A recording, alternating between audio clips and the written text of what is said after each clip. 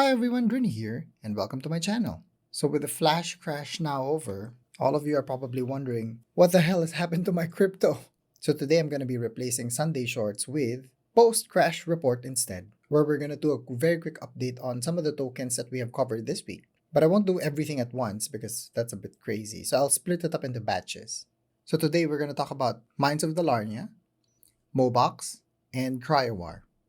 And let's dive in. So looking at Cryowar on a 4-hourly time frame, we are still trying to bounce back and trying to get above the EMAs right here.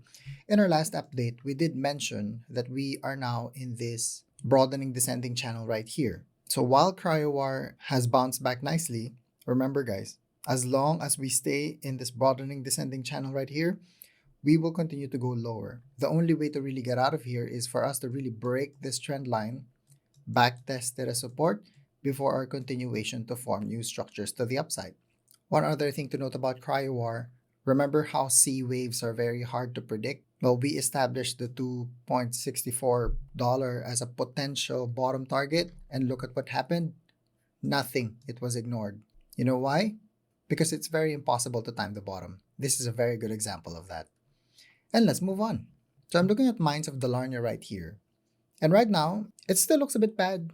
The reason for that is some of the other projects have already bridged the gap between their EMAs. Mines of Dalarnia, while we are recovering right here, is still struggling to even meet this or even get rejected as resistance. What we need to do here is remember in our last update, we did mention that we have formed a broadening descending channel right here. So what we don't want to happen is we do not want to be rejected in this trend line. So what you want to see moving forward is draw lines on your charts.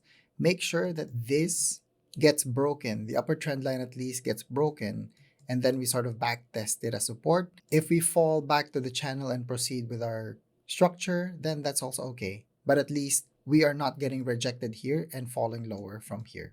And let's move on. So I have Mobox right here, and unfortunately, what has happened to Mobox is we did form a structure right here, which is this is your wave 1, wave 2, wave 3. Wave 4, we were supposed to go on the wave 5, but because of the market dumps, once again, this Elliott wave has officially been invalidated right here. The good thing about MBOX though is if you look at how it adheres to Fibonacci, it does adhere to Fibonacci fairly well. So moving forward, because our structures are pretty much invalidated right here, then if you need an entry point for Mobox, aim for Fibonacci. It adheres to the Fibonacci really well. If you like my video, please like and subscribe, hit the notification bell. Also, let me know what you think in the comments. If you also have other gaming cryptos that you would like me to look at, just leave it down in the comment box below and I'll take a look at it in the future. Until then, take care everyone. Bye-bye.